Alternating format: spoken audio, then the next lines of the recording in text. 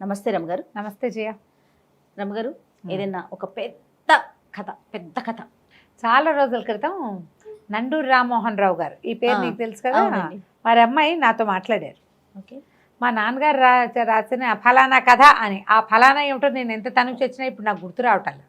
Okay, ఆ రోజు చెప్పారా ఆ రోజు ఆవిడ మాట్లాడారు, ఆ పుస్తకం ఉందా మీ దగ్గర అని అడిగారు. కానీ నేను ఎలా పొరపాటు చేశానో ఆవిడ పేరు నేను ఫోన్లో నోట్ చేసుకోవాలి. ఆ తర్వాత కొన్ని వేల లక్షల కాల్స్ మెసేజ్ల్లో లక్షలు వేరే ఉన్నాయి, కానీ ఆవిడ పేరు మిస్ కొట్టేశాను. ఈ కథ చూసిన తర్వాత నేను చెప్పబోయే కథ చూశాక ఆవిడ చాలా గుర్తొస్తున్నారు. వాళ్ళు బోల్సేపు కబుర్లు చెప్పుకున్నాం మేము. ఓకే. ఎంతసేపు కబుర్లు చెప్పామో. బహుశా ఈ వీడియో చూశాకైనా ఆవిడ మళ్ళీ నాకు ఫోన్ చేస్తే బాగుండు అనుకుంటా.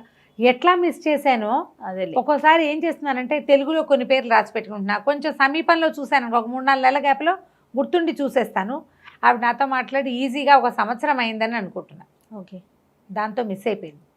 ఆవిడ అడిగింది ఇదేనో కాదో కూడా నాకు గుర్తులేదు. చిలుక చెప్పిన రహస్యం, నండూరి రామ్మోహన్ రావు గారు చాలా మంచి మంచి ఇంగ్లీషు పుస్తకాలు పిల్లలవి తెలుగులోకి చేశారు. టామ్ సాయరు, హక్కల్ బెర్రీఫిన్, టామ్ మామ ఇల్లు ఇలాంటివి.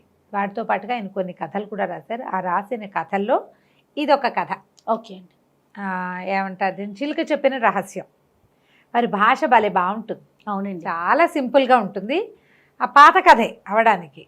ఇది 12లో వేశారు. ఓకే. 12లో పబ్లిష్ అయింది పుస్తకము. కొంచెం చిరుగుగా ఉన్న బుక్కే కనపడింది నాకు. సరే కథ బాగుంది, సరే వారి పేరు చెప్పేసేయచ్చు. పబ్లిషర్స్ పేజ్ కూడా లేదు. అది దాంట్లో ఒక తారీఖు వేసింది కాబట్టి అది 12లో వేసింది అని అనుకుంటున్నాను నేను. ఓకే. 12లో వేశారు అని. ముందు పేజీ కూడా పోయింది. కాస్త పాతగా ఉన్న పుస్తకం. ఎక్కడ సంపాదించారండి? ఏవో పాత పుస్తకాలు వస్తే కొంతమంది ఎవరో పంపిస్తూ ఉంటారు కదా, ఓకే. అట్లా వచ్చింది అనమాట ఒక బుక్. ఓకే. సరే బాగుంది కథ. ఇదేంటంటే ఉజ్జయిని నగరానికి సంబంధించిన కథ. ఒక 4-5 భాగాలు వస్తుంది కొంచెం నిదానంగా వెళ్తే. అలాగే. ఉజ్జయిని నగరానికి విక్రమసేనుడని ఓ రాజుగారు ఉండేవారు. ఈ విక్రమసేనుడికి వివాహం అయింది, సంతానం కలగల. 2వ పెళ్లి చేసుకున్నారు. 2వ భార్యకి సంతానం కలగలేదు. 3వ పెళ్లి, ఇప్పుడు ఇప్పటి రోజుల్లో లాగా 2 భార్యలకి పిల్లలు పుట్టలేదు ఏమిటి అని ముందు ఈయన్ని టెస్ట్ చేసే రోజులు కావు కదా అవి. 3వ పెళ్లి చేసుకున్నారు. కానీ కొంతకాలానికి 3వ భార్య గర్భవతి అయింది. ఓకే. పెద్ద భార్యలు జరిగి ఒళ్ళు మండిపోయింది. ఇది ఒకటి వచ్చింది కొత్తగా కంటానికి అనిపించింది పాప వాళ్ళకి. సరే కొద్ది రోజు కాలం అయింది. సరిగ్గా ఈవిడ చిన్నరాణి, ఆ 3వ రాణి గారు కనబోయే సమయానికి రాజుగారు ఎక్కడికో వెళ్ళాడు. ఆయన రాల. వీళ్ళు ఏం చేశారు, పెద్ద రాణులు ఇద్దరు లాలుచిపడి ఏం చేశారు, పుట్టిన పిల్లవాడిని తీసేశారు. ఒక చచ్చిపోయిన కుక్క పిల్లని ఆవిడ పక్కలో పడుకోబెట్టారు. కుక్క పిల్లని పడుకోబెట్టి ఈ పిల్లాడిని ఏం చేశారు, ఒక తొట్టెలో పెట్టి ఒక బాక్స్ లాంటి దాంట్లో క్షిప్రా నదిలో వదిలిపెట్టారు. ఈ క్షిప్రా నది ఏమిటి, క్షిప్రా అంటారు, SHI అనమాట, మెలికష. క్షిప్రలో వదిలేరు. వదిలితే ఏమైంది, ఆ వదిలింది మునగల తేలుకుంటూ పోయింది. రాజుగారు వచ్చాడు, చూసేసరికి ఇదిగోండి మీకు మీ ముద్దల గారాబు బిడ్డని చచ్చిపోయిన కుక్క పిల్లని చూపిస్తాను. నిర్ఘాంతపడి కుక్క పిల్ల పుట్టడం ఏమిటి, అది కూడా చచ్చిపోయింది. చిన్నరాణి పొగిలి ఏడ్చింది. రాజుగారు చాలా దిగులు పడ్డాడు. కుక్కను అవతల పారేశారు. అయ్యో ఎద్దే నా కర్మ ఇలా జరిగింది అని చాలా బాధపడ్డారు. రాణులు ఇద్దరు కిచకిచా నవ్వుకున్నారు. వాళ్ళ దారిని వాళ్ళు నిశ్శబ్దంగా ఉన్నారు. ఈ క్షిప్రా నదిలో వేశారు కదా పిల్లవాడిని బుట్టలో పెట్టి, అది అలా తేలుకుంటూ ఎక్కడికో క్షిప్ర ఎటు వెళ్తే అటు వెళ్తుంది నదీ ప్రవాహం వెంబడి. అయితే ఈ ప్రవాహం వెంబడి రాజుగారికి సంబంధించిన పళ్ళ తోటలు అవి ఉన్నాయి. ఈ తోటల్లో పనిచేసే ఆయన సుజనమిత్రుడని ఒక ఆయన, ఆ తోట హెడ్ అధికారి. ఆయన క్షిప్రా నదిలో తెల్లవారుజామున కాలకృత్యాలు తీర్చుకోవడానికి వెళ్ళి చూస్తే అది తేలుతూ కనపడుతున్నాను. ఏమిట్రా ఇది అని చూస్తే పసిపిల్లాడి రోదన వినపడింది. ఈయన పరిగెత్తుకుంటూ నదిలోకి దూకి లాక్కొచ్చాడు దగ్గరికి. చూస్తే ముద్దలకు మూట కట్టే పిల్లవాడు ఉన్నాడు. అప్పుడే పుట్టిన పసికందు. ఆయన తెల్లబోయాడు. ఆ బుట్ట యువతలకి లాగా పిల్లాడిని ఎత్తుకొచ్చాడు. వాళ్ళకి చాలా కాలంగా పిల్లలు లేరు. ఈ చంటి బిడ్డను చూసేసరికల్లా కేరింతలు కొట్టేసింది భార్య ఆనందంతో. దేవుడే ఇచ్చాడు మనకి, నా పూజలు ఫలించి ఇచ్చాడని ఆవిడ కాదు, నా ప్రార్థనలు మన్నించి ఇచ్చాడని ఆయన. చివరికి మొత్తానికి దేవుడు ఒక పిల్లాడిని ఇచ్చాడు. ఈ ఇచ్చిన పిల్లవాడిని దేవదత్తుడు అని పేరు పెట్టి ఆ పురిటి కందుని పెంచుకోవటం మొదలుపెట్టారు. 2-3 సంవత్సరాలు భారంగా గడిచాయి రాజుగారికి. వీళ్ళు ఉత్సాహంగానే ఉన్నారు, పిల్లాడు దొరికాడు కదా. అక్కడ రాజుగారి ఇంట్లో భారంగా గడిచింది. మళ్ళీ 3వ రాణి గారు గర్భవతి అయింది. రాణుల కొళ్ళు మండింది, మళ్ళీ మొదలైపోయింది ఈవిడ. దీని సంగతి చూడాలనుకున్నారు. ఈసారి కూడా ఏం చేశారు, దాదుల్ని మాట్లాడుకుని పురిటికందు ఆడపిల్ల పుట్టింది. ఈసారి పిల్లని తీసేశారు, ఇంకో చచ్చిన కుక్క పిల్లని అక్కడ పెట్టారు. అప్పుడు కూడా ఆ రాజు బయటికి వెళ్ళాడా? బయటికి వెళ్ళాల, తెలుసుకున్నాడు. కానీ ఆ వాళ్ళు వచ్చే లోపల వీళ్ళు దాదుల్ని మేనేజ్ చేసేసారు. వీళ్ళు పిల్లని మళ్ళీ బుట్టలో పెట్టారు, శిప్రా నదిలో వదిలిపెట్టారు. మునిగిపోతుంది ఎక్కడో చోట బుట్ట, మనమే ముంచిన పాపం వద్దనుకున్నారు. అదే ఇందులో కొంచెం ఆలోచన చేశారు వాళ్ళు. నీళ్ళలో వీళ్ళే స్వయంగా ముంచారనుకో పాపం, అదే తేలుకుంటూ పోయి ఎప్పుడో వాడే ఎక్కడో చోట మునిగిపోతాడు. అందుకని పైగా ఈ ఊళ్ళోనే ఏదైనా చేశారనుకో, రాణిగారులు ఎక్కడికైనా వెళ్తే అందరికీ తెలిసిపోతుంది. ఈ ఊళ్ళో చేస్తే చంటిబిడ్డ బయటపడేసరికల్లా అనుమానం వస్తుంది. ఆ షిప్ర ఎక్కడెక్కడెక్కడో వెళ్తుంది నది, ఆ వెళ్ళే దాంట్లో పడిపోతే ఎక్కడో ఏదో అవుతుంది, ఎవరికి తెలుసు. అందుకని మళ్ళీ చచ్చిన కుక్క పిల్లని పెట్టారు, పిల్లని వదిలిపెట్టేశారు. రాజుగారి కుక్క పిల్లని చూసి లబోదిబోమన్నాడు, చాలా దుఃఖపడ్డాడు. ఇదేమిటి నా కర్మ ఇలా కాలిందన్నాడు. నీ మొహం చూడకూడదు, నీ వల్ల నాకు చెడ్డ పేరు వచ్చిందని రాణిని, 3వ రాణిని దుఃఖం ఏడ్చి మొత్తుకుంటున్న ఆవిడ్ని తీసుకుపోయి కారాగారంలో ఒక పాతాళ గృహంలో పడేసేసారు. ఇంకా ఆవిడ మొహం చూడలా. 2 పిల్లలు పుట్టినా ఆవిడ ఆ పనే అదే అయిపోయింది. ఈ శిప్రా నదిలో తేలుకుంటూ పోయింది, మళ్ళీ సుజనమిత్రుడికే కనపడింది. వాళ్ళు ఆశ్చర్యపోయారు. 4 ఏళ్లకోసారి దేవుడు పిల్లని ఇస్తున్నాడు అని అనుకుని చూస్తే ఆడపిల్ల కనపడింది. చంద్రుడి కాంతితో పోలే కాంతి కలిగిన పిల్ల, అందుకని దానికి చంద్రావతి అని పేరు పెట్టుకున్నారు. ఆ దేవదత్తుడిని ఈ చంద్రావతిని పెంచుకోవటం మొదలుపెట్టారు. పిల్లాడు బ్రైట్గా ఉండేవాడు, పిల్ల అందగత్తె. పిల్లాడు చాలా యాక్టివ్గా ఉండేవాడు. ఈయన ఏం చేశాడు, చిన్న అధికారి, వాళ్ళకి పెద్ద పెద్ద సంపాదనలు ఏమి ఉండవు, మామూలు వాళ్ళు అంతే, కష్టపడి పని చేసుకోవాలి. మరి ఈయన ఏం చేశాడు, చుట్టుపక్కల వాళ్ళలో ఈ సైనిక విద్యలు అస్త్ర విద్యలు వచ్చిన ఒక భటుడిని మాట్లాడుకుని పిల్లాడికి కాస్త అన్నీ నేర్పించాడు. కాస్త కత్తి సాము అవి నేర్పించాడు. కాస్త కత్తి తిప్పడం వచ్చు, వాడికి డాలడం పెట్టుకోవడం వచ్చు, కొంత వీర విద్యలు నేర్పాడు. అక్కడి నుంచి పిల్లకేమో ఈ దేవాలయాల దగ్గర దేవదాసీలు వాళ్ళు ఉంటారు కదా, వాళ్ళకి పళ్ళు కాయలు కూరలు సప్లై చేసి పిల్లకి కాస్త చక్కగా సంగీతము వీణ అన్నీ నేర్పించుకున్నారు. అంతే విద్యలు ఏదో చదివిచ్చారు పిల్లల్ని. కాస్త 19-20 సంవత్సరాలు వచ్చేసరికి వీళ్ళు రోజు అనుకునేవాళ్ళు, ఈ పిల్లలు మన పిల్లలు కాదు అని చెప్పాలని ఉండేది వాళ్ళకి. చెప్తే ఏమవుతుందోనండి భయం, పిల్లలు తట్టుకోలేరని. ఈ అమ్మా నాన్నని తప్పిస్తే ఇంకో ప్రపంచం ఎరగరు వాళ్ళు. ఏదో చదువుకోవడానికి వాటికి వెళ్తారు అంతే. చుట్టాలు పక్కాలు ఏదో కొద్దిమంది ఉన్నారు, పెద్ద ప్రపంచం లేదు వాళ్ళకి. పిల్లలు బెంగపెట్టుకుంటారని అట్ట చూస్తూనే చెప్దాం ఈ పుట్టినరోజుకు చెప్దామని అన్ని పుట్టినరోజులు గడిపి పిల్లాడికి 20 ఏళ్ళు వచ్చేదాకా చెప్పల. ఈ 20 ఏళ్ళ అబ్బాయికి ఆ పిల్లకు 16 ఏళ్ళు వచ్చినాయి. మరి ఒకరోజు సడన్గా సుజన్మిత్రుడు మరణించాడు. కాలక్రమాన వాళ్ళు వృద్ధులు పెద్దవాళ్ళు కదా, చాలా కాలం పిల్లలు లేక వీళ్ళు దొరికారు వాళ్ళకి. ఆ సుజన్మిత్రుడు పోయిన 3-4 నెలల తేడాతోటి తల్లి కూడా పోయింది. సుజన్మిత్రుడు లేకపోవడంతో వీళ్ళకి అప్పటిదాకా దాచుకున్న డబ్బు 4-5 నెలలు తినడానికి సరిపోయింది. ఉద్యోగం లేదు, అతను పోయాడంటే ఇక జీతం రాదు. ఏదో శిప్రా నది ఒడ్డున చిన్న గూడుతోటి ఉండేవాళ్ళు, తోటమాలి వాళ్ళు. అక్కడి నుంచి ఆ తల్లి కూడా చనిపోయింది. ఆవిడకి దిగులుగా ఉండేది, అయ్యో పిల్లలకి రహస్యం తండ్రి ఉంటే చెప్పేవాడు, నేను ఎట్లా చెప్తాను అని. భర్త పోయిన దిగులు, రహస్యం దాచామన్న దిగులు, 2 దిగుళ్లతోటి ఆవిడ పోయింది. వీళ్ళిద్దరూ మిగిలిపోయారు. ఏదో ఉన్నవి మన్నవి పెట్టుకుని కొంతకాలం తిన్నాక పిల్లాడు ఏమన్నాడంటే, కుర్రాడు మరి ఎంతకాలం ఇలా ఉంటాము, నేను తోటల మీద వాటి మీద పని చేయలేను, ఏదో వేరే విద్యలు నేర్చుకున్నాం, రాజుగారు చాలా గొప్పవాడని అందరూ చెప్పుకుంటారు, రాజు దగ్గరికి వెళ్ళి ఏదైనా పని చూసుకొస్తానని చెప్పి వెళ్ళాడు. చెల్లెలకి వెళ్ళేసరికల్లా సరే చాలా పొడుగు ఆజానుబాహువుగా ఉంటాడు ఈ దేవదత్తుడు. వాడు రాచపుట కదా, కాస్త ప్రత్యేకంగా కనపడతాడు. సాధారణమైన బట్టలు, కానీ వాడి ప్రత్యేకమైన స్ఫురద్రూపి వాడు. వెళ్తే సరే రాజుగారి దగ్గర లోపల సభాసదులు అందరూ ఉండగానే రాజు సభలో ఉంటాడు రోజు. లోపలికి వెళ్ళి రాజుగారికి నమస్కారం చేస్తే రాజుకి ఆశ్చర్యం వేస్తే, పిల్లాన్ని చూస్తే ఏదో బాగుందనిపించింది. అయితే ఏం చెప్పాడంటే, నేను తోటల అధికారి సుజనమిత్రుడి కుమారుణ్ణి, మా నాన్నగారు చనిపోయారు మీకు తెలుసు కదా, ఏదైనా ఒక ఉద్యోగం మీ దగ్గర మిమ్మల్ని అడిగి చేసుకుందామని వచ్చాను అన్నాడు. అనేసరికల్లా ఈ రాజుకు ఒక మంత్రి ఉన్నాడు, రణవర్మ ఆయన పేరు. ఆయనకి ఏంటంటే ఇలా చిన్న వాళ్ళంటే ఆయనకి గిట్టదనమాట. పైగా డైరెక్ట్గా రాజుని అడిగితే ఆయనకు నచ్చలేదు. నన్ను కదా ఆశ్రయించాలి మంత్రిని, ఎడేం ఉద్యోగాలు పోసు కూర్చోలేదు, పొమ్మన్నాడు. పాపం అనేసరికల్లా ఇతను అన్నాడు, మా తండ్రి మిమ్మల్ని ఆశ్రయించి బతికాడు, బతికిన నాళ్ళు మీకోసమే పనిచేశాడు. ఆయన అకస్మాత్తుగా మరణించి ఆయన సంతానాన్ని మమ్మల్ని ఆదుకునే పని రాజుదే కదా. పైగా నాకు తోటమాలి పని వద్దు, నాకు రణ విద్యలు వచ్చు, అస్త్రశస్త్ర విద్యలు వచ్చు. కావాలంటే పరీక్ష చేయండి, మీరు ఏ పని ఇచ్చినా సంతోషంగా చేస్తాను. నేను కాకుండా మా చెల్లెలు కూడా ఉంది, మేమిద్దరం బతకాలి కదా, మరి మా తండ్రి మీ సేవలోనే మరణించాడు కదా అంటే ఆయన ఏదో కసురుకున్నట్టు మాట్లాడతాడు మంత్రి. మాట్లాడేసరికల్లా కుర్రాడు అంటాడు, నువ్వు నోరు మూసుకో, నేను నీతోటి మాట్లాడటం లేదు. నువ్వు ఉన్నప్పుడు నేను నీతో మాట్లాడాలి, నేను రాజు ఉన్నప్పుడు నీతోటి ఎందుకు మాట్లాడాలి, నువ్వు నా మధ్యలో ఎందుకు వస్తావు? రాజుకి సేవకుడికి మధ్యలోకి నువ్వు రావడానికి లేదు, నేను ప్రజల్లో ఒకడిని, నువ్వు మాటలు మానేస్తే మేము మాట్లాడుకుంటాము అనేసరికల్లా ఆయన అన్నాడు, బంధించండి వీడిని అనేసరికి కత్తి దూసాడు ఈ అబ్బాయి. కత్తి దూసి, నేను యుద్ధాన్ని నాకు అసలు కత్తి దూయాలనే లేదు, కత్తి దూసేలాంటి పరిస్థితి తీసుకొస్తున్నాడు ఇతను, కావాలంటే టెస్ట్ చేసుకోండి అని చెప్తున్నా కదా, పరీక్షించండి, నాకు అవకాశం ఇవ్వాలి కదా, నాకు ఒక విద్య వచ్చు, పరీక్షించి నాకు సరిపడా ఉద్యోగమే ఇవ్వండి, పరీక్షించి నేను ఓడిపోతే పోనీ మేము ఇవ్వమని చెప్పచ్చు అనేసరికల్ రాజుగారు కొంచెం తెప్పరిల్లి మంత్రిని ఆగమని ఏమన్నాడు, సరే నువ్వు ఎవరితోటైనా పోరాడగలవంటే పోరాడతానన్నాడు. సరే ఇంచుమించుగా నీ వయసు వాడే ఉన్నాడు, రణవర్మ కొడుకు, ఓకే, జయచంద్రుడు.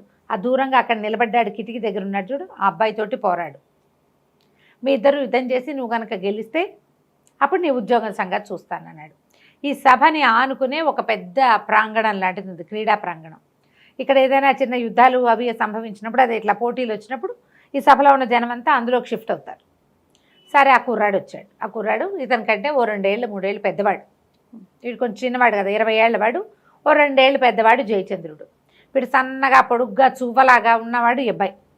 అతను కొంచెం పాలు వెన్న మీగడలతోటి పెరిగాడు. వీళ్ళేమో మామూలు కాయ కష్టం చేసుకునే ఇంట్లో వాళ్ళు కదా, కొంచెం నాజుగ్గా కనపడుతున్నాడు కానీ బలంగా ఉన్నాడు, కొంచెం స్టైలిష్గా ఉంటాడు. పైగా బట్టలు అవి మంచివి. వీడికి ఏముంది, కొంచెం అక్కడక్కడ చిరుగులు పడిన సామాన్యమైన కావిరంగు బట్టలు ఈ అబ్బాయివి. రాజుగారి ఇళ్లలో ఉండే బట్టలు వీళ్ళవి వేరుగా ఉంటాయి కదా.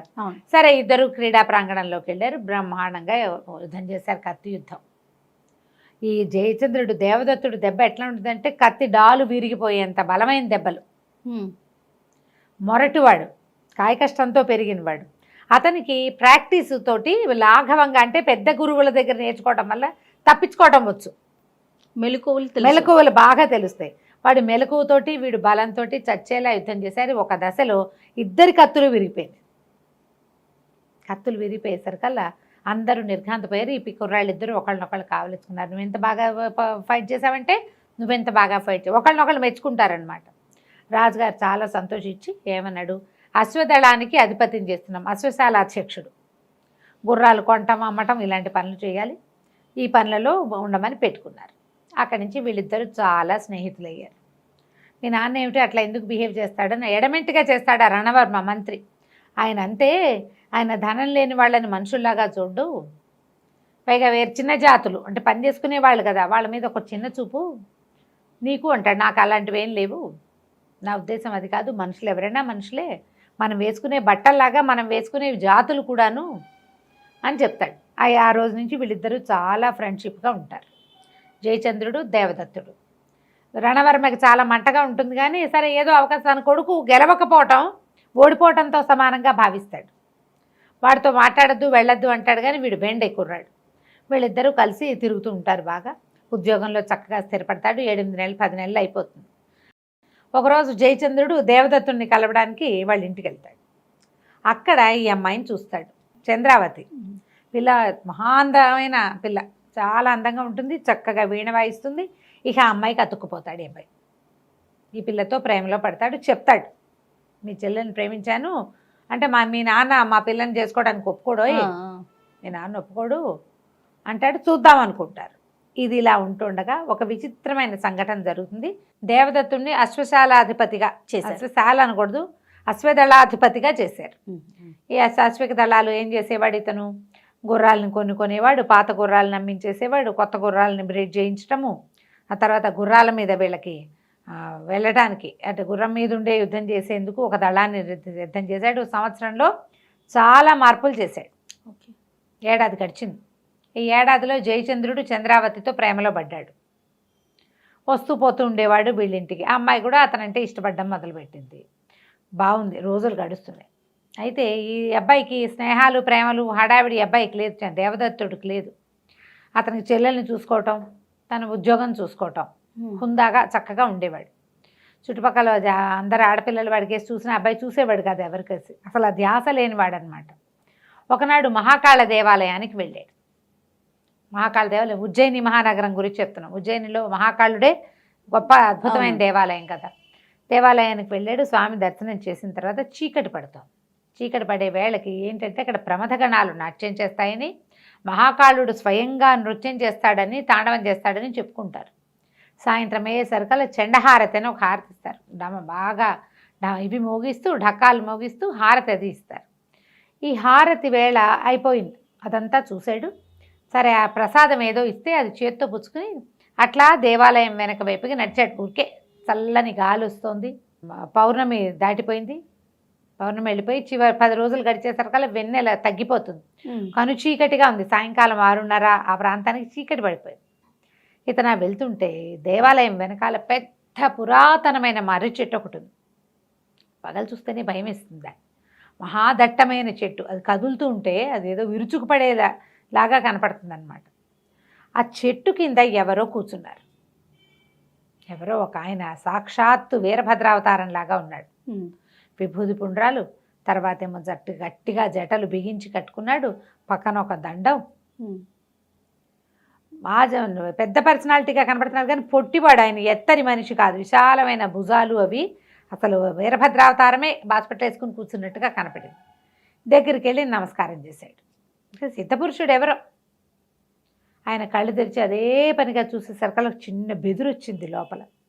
ఇట్లా గురుస్థానంలో ఉన్న వాళ్ళు మనకేసి చూస్తే మనకి టెన్షన్గా ఉంటుంది, ఏదో చెప్పబోతున్నారని. అయితే ఏమన్నాడు, ఎలా ఉన్నావు అని అడిగాడు. ఆయన ఉరుగుతున్నట్టుంది ఆయన గొంతు.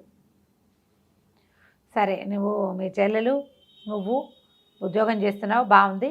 అయితే తోటమాలి బిడ్డలు ఏమైనా నమ్ముతున్నావా అని అడిగాడు. నిర్ఘాంతపోయాడు. అదేమిటి, తోటమాలి పిల్లల్ని కామా మేము? పడిపోయింది లోపల, డక్కుబడింది అనమాట.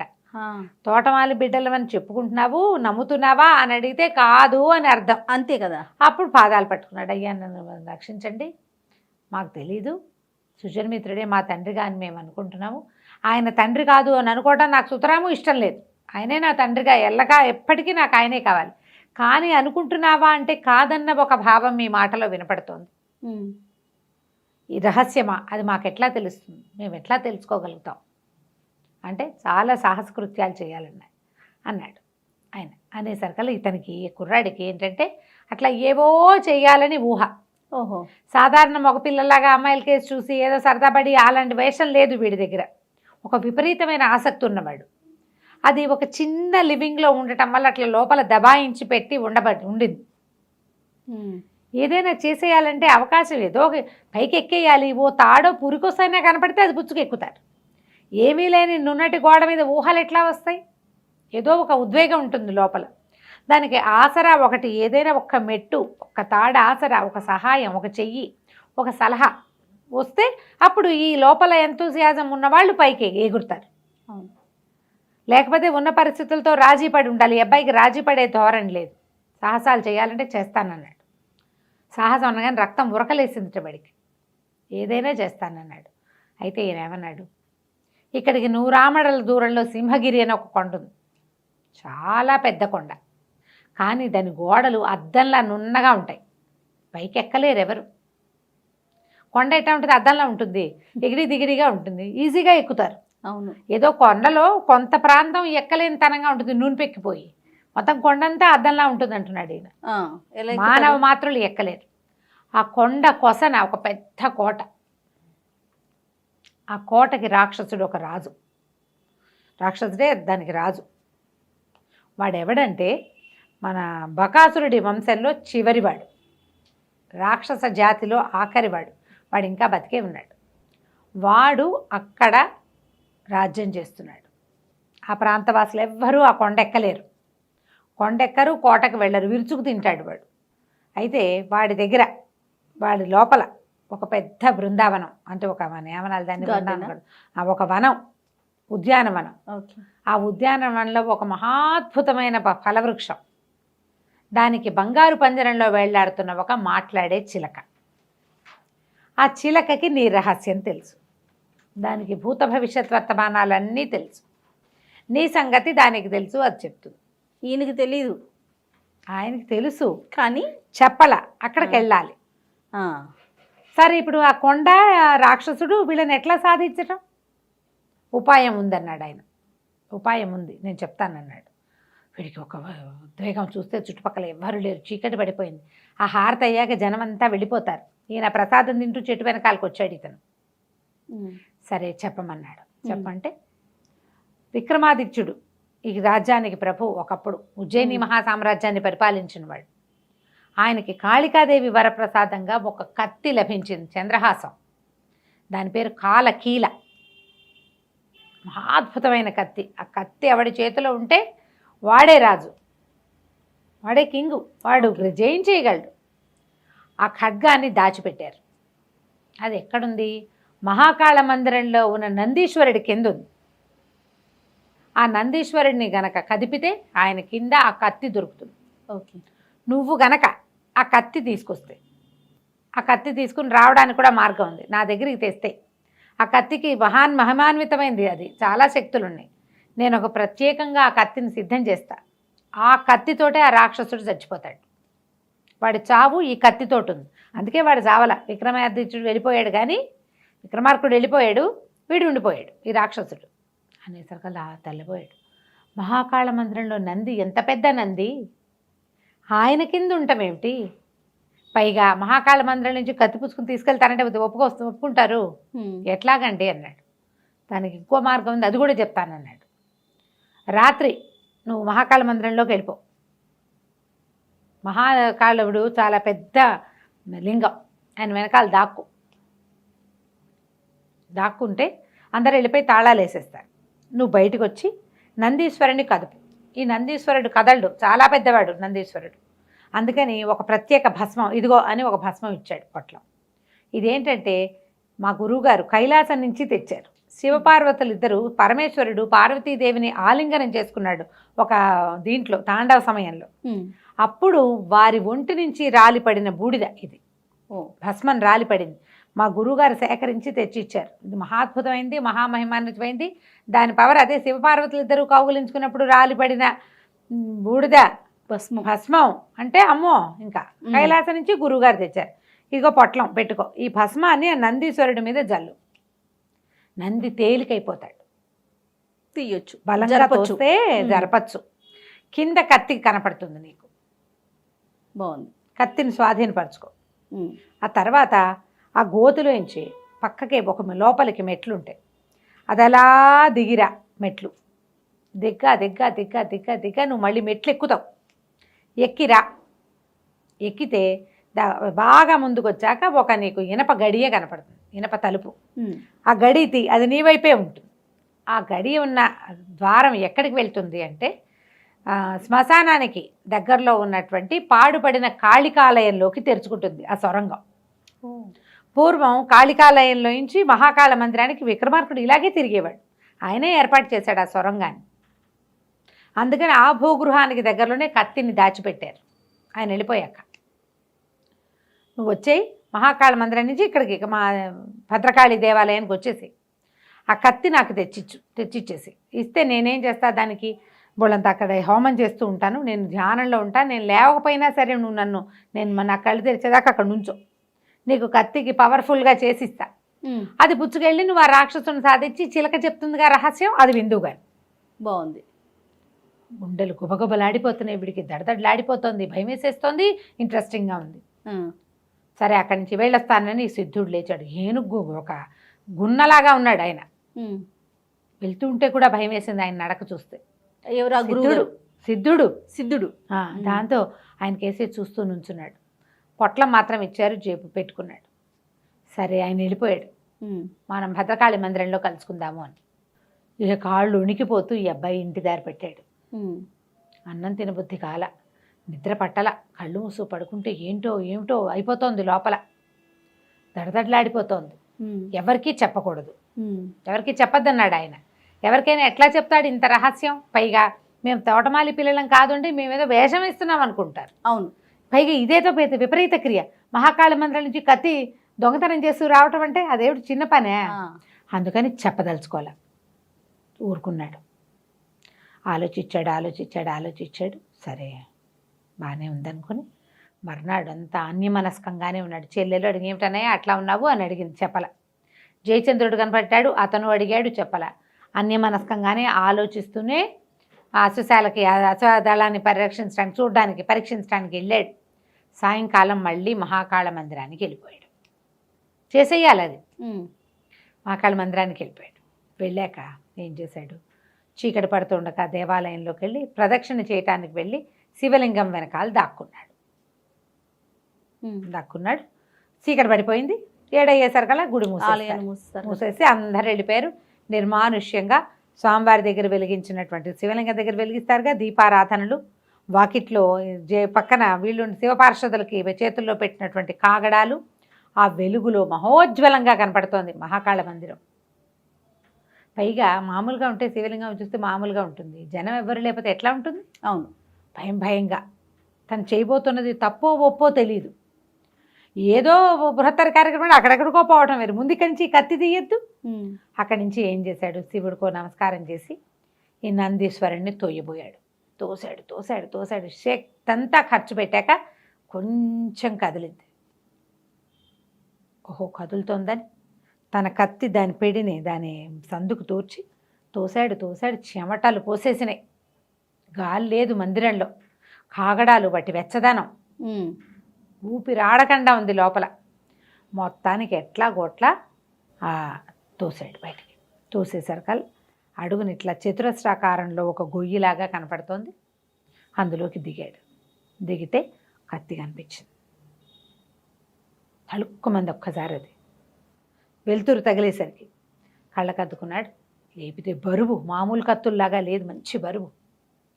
మన ముందు తరాల్లో ఉన్న వాళ్ళు భారీ కాయలు అయి ఉంటారని చెప్పుకుంటాం. అవును. విక్రమాదిత్యుడు ఎంత మనిషో ఆయన కత్తి ఎంత కత్తో. అది కాళికాదేవి వరప్రసాదం. ఆ కత్తిని తీసి గట్టెక్కాడు పైకి. నందీశ్వరుడి పక్కన నిలబడి కత్తిని బాగా అటు ఇటు కదిపి మెల్లిగా అలవాటైంది. ఆ కత్తిని హ్యాండిల్ చేయగలగాలి కదా, హ్యాండిల్ చేశాడు. సరే కుదిరింది. కళ్ళకద్దుకున్నాడు. అదేమి ఇంతకాలమైంది, ఆయన ఎప్పుడో పరమపదించాడు. తుప్పు గిప్పు పట్టల, బ్రహ్మాండమైన వర, నవరత్నాలు పొదుగున్నాయి దాని మీద. ఆ కత్తి కూడా ఎలా ఉందంటే అది లోహపు ముక్కతో చేసినట్టుగా ఉంది. పంచలోహాల్లాగా కనపడుతుంది. ఉల్కాశకలం అయి ఉంటుందంటారు ఆయనకి ఇచ్చింది. దాని రంగు దాని ఆ తూకము వేరేగా ఉందన్నమాట. సరే కత్తి పెట్టుకున్నాడు. మహాకాళుడికి ఇంకో నమస్కారం చేసి ఆ గోతిలోకి దిగి కింద నుంచి నందీశ్వరుడిని లాగేశాడు. నందీశ్వరుడు యథాప్రకారం కూర్చున్నాక చూస్తే కాలికి కిందగా ఒక పక్కగా ఇతను దిగిన గోతికి ఒక పక్క మెట్లు కనపడ్డాయి. మెట్లు దిగడం మొదలుపెట్టాడు. ఇక దిగాడు. దిగుతూనే ఉన్నాడు. తడొచ్చేసింది. ఏం చేస్తున్నాను నేను అనిపించింది. పొరపాటు చేశానేమో అనిపించింది. కాళ్ళు ఉడికిపోతున్నాయి. ఊపిరి అందటల్లా ఓ చోట కూర్చున్నాడు. కూర్చోగానే చటుక్కమని స్ట్రైక్ అయింది ఒక విషయం. దేవదత్తుడు కాలకీలని చేజిక్కించుకున్నాడు. నందీశ్వరుని జరిపాడు, కాలకీలను తీసుకున్నాడు, దిగాడు. మెట్లు నడుస్తూ ఉంటే ఎప్పటికీ తరగని మెట్లలో అతనికి భయం వేసింది. సడన్గా ఒక విషయం స్ట్రైక్ అయింది. ఏం స్ట్రైక్ అయిందంటే, మొదట సిద్ధుడు ఏం చెప్పాడు ముందు భాగంలో విన్నాం మనం. అవును. అతను ఒక భస్మం ఇచ్చి శివపార్వతులిద్దరూ ఆలింగనం చేసుకున్నప్పుడు రాలిపడిన భస్మం మా గురువు గారు తెచ్చారు, ఆ భస్మం చల్లితేనే నందీశ్వరుడు కదులుతాడు అని చెప్పాడు. అవును. కానీ ఇక్కడ భస్మం చల్లలా, ఇతను మర్చిపోయాడు ఆదుర్దాలు. ఇది ప్రాణాంతకమైన పని, భగవత్ సంబంధమైన వ్యవహారం. అవును. శివాలయంలో దాక్కోవటం రాజద్రోహం, దైవద్రోహం కూడాను. తప్పు కదా ఇదంతా. దొంగతనంగా గుళ్ళో ఉండటం. ఆ హైరాణలో ఇతను ఆ భస్మం చల్లటం మర్చిపోయాడు. ఆ భస్మపు పొట్లం దట్టిలో భద్రంగా ఉంది. చూస్తే లింగం కదిలింది. ఎలా కదిలింది? నంది కదిలింది. నంది ఎలా కదిలేడు అంటే ఎవడు కదిపినా కదులుతుందన్నమాట. అర్థమైపోయింది. వీడెవడో నాకు అబద్ధం చెప్పాడు. నన్ను ఇందులో ఇరికించటం కోసం దైవము, శివాలయము, శివుడు, హిమాలయాలకు వెళ్ళటాలు లేదా కైలాసానికి వెళ్ళటం, మా గురువుగారు నేను సిద్ధుడిని నీ జీవిత రహస్యాన్ని దొంగ నాటకం ఆడాడు అని అనిపించేసింది. తప్పు చేశాను, దైవాపరాధన చేశాను, నందీశ్వరుడి మీద నమస్కారం చేయాలి కానీ ఆయన కదిపి చేయకూడదు. ఏం చేయాలో తెలియదా, కానీ కాలకీల మాత్రం చేతిలో ఉంది. ఇదేం కల కాదు, ఇది కాదు, ఖచ్చితంగా మనం చేసాం. సరే ఇంకా గుండె దిటప్ చేసుకున్నాడు. ఆ సిద్ధుడి సంగతి చూడాలనుకున్నాడు. ఇక నడవటం మొదలుపెట్టాడు. అట్లాగే కాళ్ళు ఉనికిపోతూ, గుండెలు దడదడలాడుతూ, భయంగా, పాపభీతితోటి, దైవాపరాధం చేశామేమోనన్న బెంగతోటి నడవగా నడవగా నడవగా నడవగా నడవగా చివరికి అతనికి గోడ చీకటిగా ఉంది, ఒక గోడ మొహానికి తగిలింది. అతనికి ఉలిక్కి పెట్టండి. మనమైనా సడన్గా మొహానికి అడ్డం వస్తే ఏం చేస్తాం? మెట్లు దిగుతుంటే సడన్గా ఏదైనా అడ్డం వస్తుందని ఊహించాం కదా. ఆ మెట్ల చివర ఒక ఇనప తలుపు, అది తడిమి చూశాడు. అది పెద్ద తలుపులాగా ఉంది. గడియ లోపల భాగంలోనే పెట్టుంది. లోపల అంటే ఈ వైపు గడి వేశారు. సరే ఆ గడియని జరిపితే అది ఎట్లా ఓపెన్ అవుతోంది, ఇట్లా పైకి తెరుచుకుంటోంది తలుపు. బాగా ప్రయత్నం చేసి అతి కష్టం మీద ఏనాటిదో ఆ తలుపు దాన్ని కదిపితే అది ఇట్లాగా భూమి మీద నుంచి, అంటే ఒక ఫ్లోర్ మీద నుంచి ఇట్లా పైకి వెళ్ళినట్టుంది. ఆ పైకి ఎక్కడానికి ప్రయత్నం చేశాడు. అది ఒక పెద్ద పురాతనమైన దేవాలయం. పాడుగొట్లాడుతూ కనపడుతుంది. కొంత వెలుగుంది. ఈ తలుపు ఎప్పుడైతే తీసాడో వెలుతురు కనపడుతుంది అతనికి. ఓకే. అంతా ఒక రకంగా ఈ మెట్లంతా కూడా గబ్బిలాల వాసన అది ఉన్నాయి. మధ్యలో మానవ కపాలాలు కూడా తగిలినాయి ఇతనికి చేతులకి.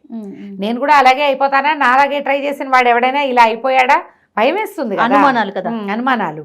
అక్కడి నుంచి చూస్తే వెలుగు వచ్చాక అతనికి చుట్టూతో అంతా పరిశీలిస్తే ఏదో ఒక సమున్నతమైన విగ్రహం దాని వెనకాల తను ఉన్నట్టుగా తెలుస్తుంది.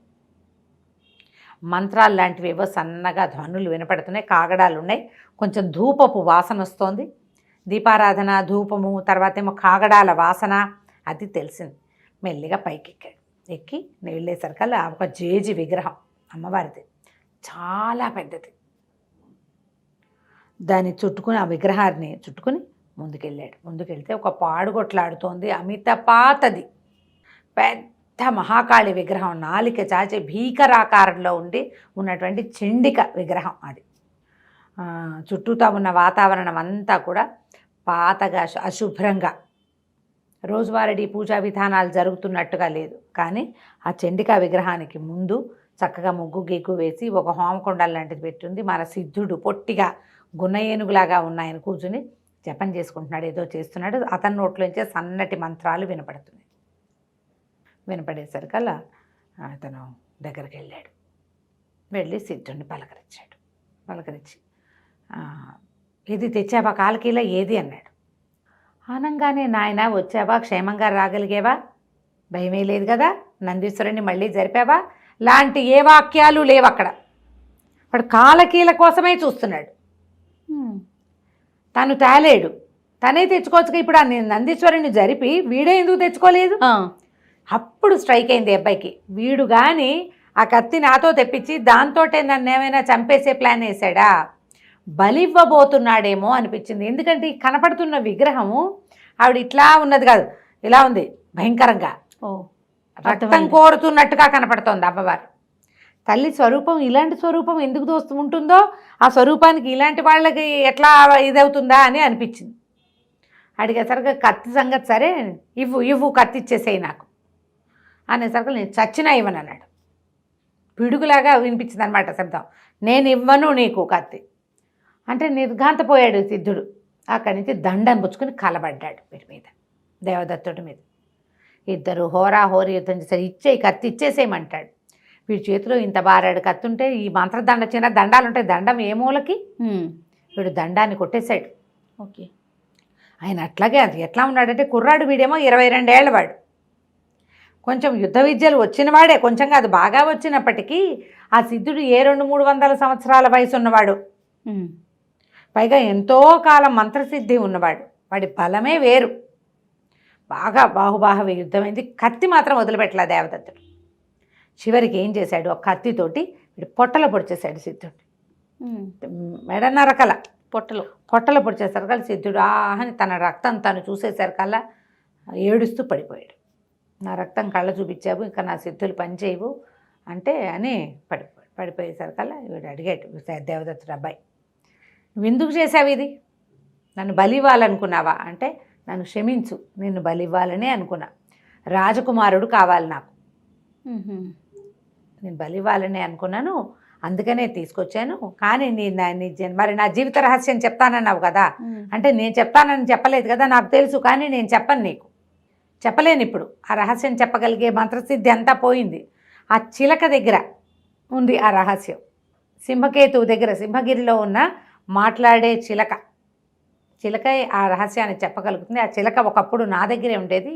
సింహకేతువు నన్ను బెదిరించి ఆ చిలకని లాగేసుకున్నాడు. వాడు విచిత్ర వస్తు సంగ్రహం చేస్తాడు. వాడు అపూర్వ వస్తు సంగ్రహం చేసే గుణం ఉంది వాడికి. వాడు నా దగ్గర నుంచి లాగేసుకున్నాడు. నిన్ను వశం చేసుకుని నీ ద్వారా చిలకని తెప్పించుకుందాం అని ఒకటి. నిన్ను వశం చేసుకోవాలంటే నువ్వు తెచ్చిన కత్తితోటే నిన్ను నేను లైన్లో పెట్టుకోగలుగుతాను. ఓకే, నీకు ఆ చిలక మాట ఎందుకు చెప్పానంటే ఇందుకే చెప్పాను, నువ్వు చిలకని సాధించు, నీ రహస్యం తెలుస్తుందని సిద్ధుడు ప్రాణాలు వదిలేశాడు. ఈ కత్తి ఎప్పుడైతే ఈ సిద్ధుడి పొట్టలోకి వెళ్ళిందో ఆ కత్తి ఒక భగ మండిపోతున్నట్టుగా అయిపోయింది. దాంట్లోంచి మంటలు వస్తున్నట్టున్నాయి, నీలపు రంగు కాంతులు. నెత్తురు తగిలేసరికి దాంట్లో ఉన్న పవర్ లేచేస్తుందన్నమాట. అది పట్టుకుంటే ఆ వేడి తన చేతికి తెలుస్తుంది. ఆ కత్తిలోంచి మండుతోంది, అది కాలుతున్నట్టుగా కనపడుతోంది. ఏం చేశాడు, అక్కడ చుట్టుపక్కల చూసి అక్కడక్కడ మట్టిగా ఉంది, దాన్ని పొరలాడించి చల్లార్చాడు. ఇనప వస్తువుని చల్లార్చాలంటే మట్టిలో పెట్టాలి. మట్టిలో పెట్టి పొరలాడించి తర్వాత ఏం చేశాడు, తన దట్టి పెట్టి శుభ్రంగా తుడుచుకుని వరలో పెట్టుకున్నాడు. ఆ మహాకాళికో దండం పెట్టి అక్కడ ఉన్న చండికా విగ్రహానికి బయటకు వచ్చేసాడు. ఇంటికి నడుచుకుంటూ వెళ్ళిపోయాడు. ఇతనికి సింహకేతువు, సింహగిరి అడ్రస్ అంతా తెలుసు, ఈ సిద్ధుడు చెప్పాడు. ఇక వెళ్తే నిద్ర లేదు, నిద్ర పట్టదు, ఏం చెయ్యాలో తెలీదు. అక్కడెక్కడికో వెళ్ళి తన జీవిత రహస్యం తెలుసుకోవాలనే ఉంది. అన్యమనస్కంగా ఉన్నాడు.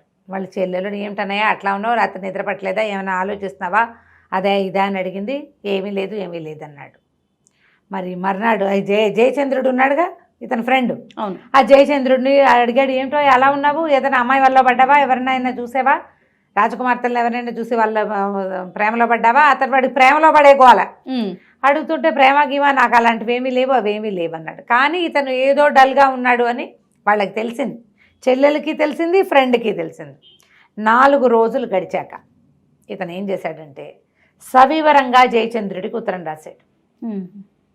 ఇట్లా ఒక సిద్ధుడు చెప్పాడు, మరి నేను ఆ రహస్యం తెలుసుకోవటం కోసం నేను ప్రయాణమై వెళ్ళిపోతున్నాను అని చెప్పాడు. చెల్లెళ్ళకేమో నేను దేశాంతరం ఊరికే అంటే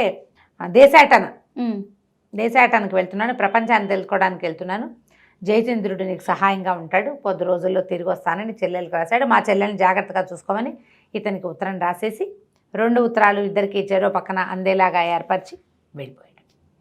దేశాటన అతను ఏమనుకున్నాడంటే మనకేమో ప్రపంచం చూసి తెలుసుకోవాలని ఉంది, అవును, ఈ చిలకేదో రహస్యం చెప్తుంది, ఇది చెప్పాడు సిద్ధుడు. 2 తెలిస్తే మన జన్మ రహస్యము తెలుస్తుంది అని చెప్పేసి చక్కటి పంచకళ్యాణి గుర్రం ఉంది, అతను అశ్వశాలకి దానికి అధిపతిగా ఉన్నాడు కదా, అవును, ఆ మంచి గుర్రాన్ని తీసుకుని వెళ్ళిపోయాడు. ఊరంతా హోరెత్తిపోయింది. కుర్రాడు మాయమయ్యాడు. రాజు కూడా ఉత్తరం రాశాడు, నేను దేశాటనకు వెళ్తున్నాను, నాకు చెల్లెల్ని కొంచెం జాగ్రత్తగా చూసుకోండి, దేశాటన పూర్తయ్యాక మళ్ళీ వచ్చి మీ కొలువులో చేస్తాను. రాజుకి రోజు అబ్బాయిని చూస్తున్నాడు, ఆయన కొడుకే పాపం సంతోషంగా ఉండేది. ఇంత చేదోడు వాదోడుగా ఉన్న కుర్రాడు అతను వచ్చాక అశ్వదళం ఎంత ఇంప్రూవ్ అయింది అవన్నీ తలుచుకుని రాజు కొంచెం బాధపడ్డాడు. జయచంద్రుడు దిగులు పడ్డాడు. ఒక బాగా సంతోషించింది ఏమంటే రణవర్మ జయచంద్రుడు తండ్రి, వీడి పీడ విరగడైంది అని ఏమన్నాడంటే, చూసావా నేను చెప్పాను అతను నమ్మదగిన మా కుర్రాడు కాదని, నువ్వు వినలేదు, ఎప్పుడో వాళ్ళ చెల్లెలు కూడా లేచకపోతుంది, అలాగే నువ్వు వాడితో ఫ్రెండ్షిప్ మానేసి ఆయన కేకలేశాడు తండ్రి. కేకలేశాడు కానీ జయచంద్రుడికి వాళ్ళ నాన్న చెప్పిన మాటలు నచ్చలేదు. చాలా దిగులుగా ఉన్నాడు. పోయి అమ్మాయి చెల్లెల్ని చూసి వచ్చాడు. అతని చెల్లెల్ని వెళ్ళొద్దన్నాడు కానీ వాళ్ళ నాన్న వెళ్ళేవాడు. రాజుగారు ఏం చేశాడు, ఆ అమ్మాయికి కావాల్సినవన్నీ సంభారాలని వాళ్ళే రాజధాని మన అంతఃపురం నుంచి చూసేలాగా ఏర్పరచుకుని పెట్టుకున్నారు.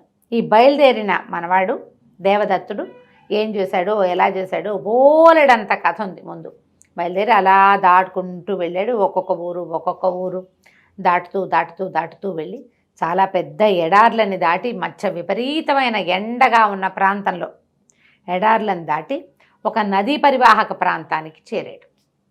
చేరితే అక్కడున్న పల్లెపట్టులో కనపడినటువంటి ఒక కుర్రాడు ఏం చెప్పాడంటే, మేఖల ఆ నది పేరు. ఆ నది ఒక ఊరిని చుట్టుకుని ఉంది, మేఖలావతి అంటారు ఆ ఊరిని.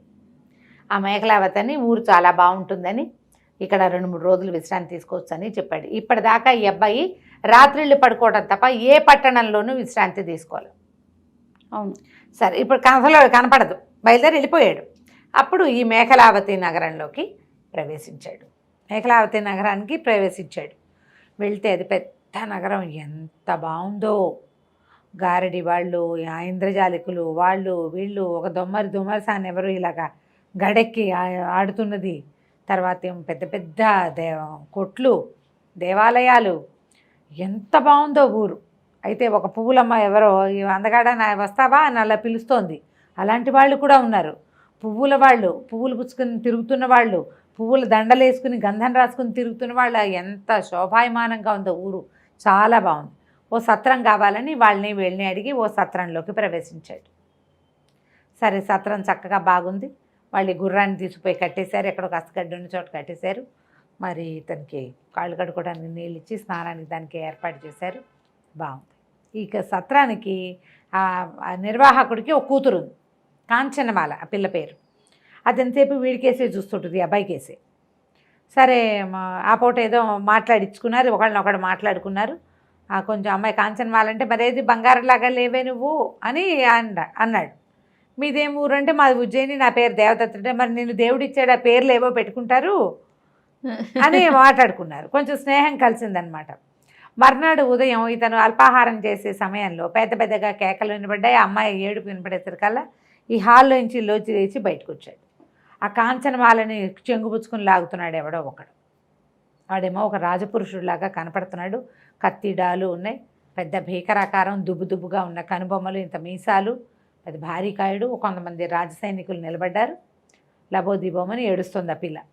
ఆ నిర్వాహకుడు కూడా గోలుమని ఏడుస్తున్నాడు. ఒక్కగానొక్క పిల్ల, ఈ సంవత్సరం పెళ్లి చేసేద్దాం అనుకున్నాం, ఇంతలో ఇలా అయిపోయింది, ఇప్పుడు నా పిల్లని ఎవరన్నా రక్షించండి అని ఏడుస్తున్నాడు. తనేం ప్రయత్నం చేయటల్లా, ఆయన దగ్గర కత్తి ఉంది మరి. ఓకే. దాంతో ఇతను అడిగాడు, ఎవరు వీడు ఏంటంటే మా రాజుగారి బావమరిది, ఈయన చాలామంది ఆడపిల్లల్ని చెరపడతాడు అనేసరికల్లా ఈ పిల్లని రక్షించు బాబు, మా పిల్ల చిన్నపిల్ల, 16 ఏళ్ల పిల్ల, 15 ఏళ్ళదో. అక్కడి నుంచి ఇతను అడ్డం పడ్డాడు. పడేసరికల్లా వాడన్నాడు, ఎవడరా నువ్వు, మా బావకే నేనంటే భయం, రాజుగారికే, నువ్వెవడివి, నీ పెత్తనం ఏమిటి అన్నాడు. కానీ ఇతను మూర్కోల, కత్తి తీసి చెడామడా యుద్ధానికి దిగాడు. చెయ్యి విరిచేశాడు అతన్ని మణికట్టు దగ్గర, విరిచేసి ఈ పిల్లని రక్షించాడు. సరే, ఈ పని అయిపోయింది, వాళ్ళు వెళ్ళిపోయారు. ఇతను బయలుదేరుతుంటే ఆ పిల్ల బాబు గోలుమని నేర్చింది, నేను నిన్ను ప్రేమిస్తున్నాను, ఉండిపో, నువ్వు ఇక్కడే ఉండు, లేదా నన్ను తీసుకెళ్ళమంటే, అమ్మ నాకు అలాంటి ఉద్దేశాలు ఏం లేవు, నేను ఇప్పటిదాకా ఏ స్త్రీని ఇలాంటి దృష్టితోటి చూడలేదు, ఊళ్ళో ఓ చెల్లెలు ఉంది, నువ్వు ఇంకో చెల్లెలివి, మళ్ళీ వచ్చినప్పుడు మేకలావతిలో ఒక చెల్లెలు ఉందనుకుంటాను, అంతే తప్పిస్తే నాకే ఉద్దేశము లేదు, నువ్వు హాయిగా మీ నాన్న చెప్పినట్టు పెళ్లి చేసుకో అని చెప్పి బయలుదేరి వచ్చేసాడు. ఆ పిల్ల ఏడ్చి శోకాలు పెట్టింది, కానీ వీడు వినలా. బయటకు వచ్చేస్తే ఇట సత్రం నుంచి బయటకు వచ్చే సందు మొగదల దగ్గరికి వచ్చేసరికల్లా అతనికి జయచంద్రుడు ఎదురొస్తూ కనపడ్డాడు. అబ్బో, ఎంత ఆనందించాడో, ఎలాగొచ్చావో అని ఆశ్చర్యపోయాడు. కావలిచ్చుకున్నాడు. మా చెల్లెలు ఎలా ఉందన్నాడు.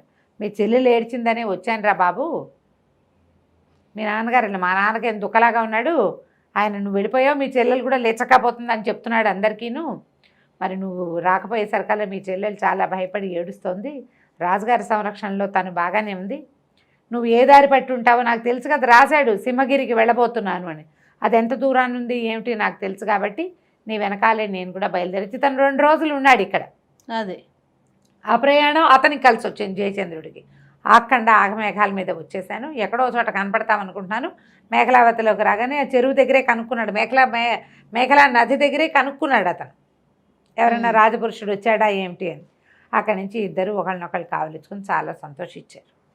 బయలుదేరారు. జరిగింది ఇక్కడ ఇట్లా జరిగింది దారంతా అని చెప్పాడు. చెప్పి నేను సిద్ధుడిని సంహరించానని ఉత్తరంలో రాయలా, ఇప్పుడు చెప్పాడనమాట. సిద్ధుడిని సంహరించాను, ఆ సంహారం కూడా నాకు కొంత భయాన్నే కలిగించింది, అది ఏ రాజద్రోహం కింద నేరం కింద పరిగణిస్తారో తెలీదు, దానికి తోడు ఈ చిలుక ఏదో రహస్యం చెప్తుందన్న భావంతో, అంటే మేము తోటమాలి కుమారులం కాదు, నన్ను రాకుమారా అన్నాడు, నేను ఏ రాజకుమారునో తెలుసుకోవాలని ఉంది నాకు, అందుకని వచ్చేసంటే పద మన ఇద్దరం వెళ్ళిపోదాం అన్నారు. ఈ ఇద్దరు కలిసి ఇంకొక 50 ఆమడలు దూరం ప్రయాణం చేశారు. మధ్యలో ఎన్నో ఊళ్ళు, జానపదాలు, పట్టణాలు, నగరాలు దాటి మొత్తానికి ఆ సింహగిరి దగ్గరికి చేరుకున్నారు. అది దూరం నుంచి ఎలా కనపడుతుందంటే ఒక పెద్ద శివలింగంలాగా కనిపిస్తుంది. బృహదాకారంలో ఉన్న శివలింగంలాగా. ఆ కొండ పెద్ద కొండకి అటు ఇటు 3 క్రోసుల దూరం పాటు అన్ని తోటలు అడవులుగా ఉన్నాయి. అక్కడి నుంచి ఆ కొండకి కింద భాగంలో ఒక పల్లెటూరు లాంటి జనపదం కనపడుతుంది. వీళ్ళు వెళ్తే తోటలు, పళ్ళ తోటలన్నీ. అక్కడి నుంచి పొలం పని చేసేవాళ్ళు ఎంతమంది ఉన్నారో మనుషులు. తేనె పట్టల్లే ఉంది ఆ ప్రాంతం అంతా. అందరూ తలా ఒక పని చేస్తున్నారు. బత్తాయి తోటలు, నారింజ తోటలు, తర్వాత ద్రాక్ష తోటలు. ఎంత ద్రాక్ష ఉందో అక్కడ. అందరూ పనిచేసేవాళ్ళే. సరే అక్కడి నుంచి వీళ్ళు వెళ్ళి ఆ వాళ్ళల్లో ఒక ముసలాయన్ని పట్టుకున్నారు.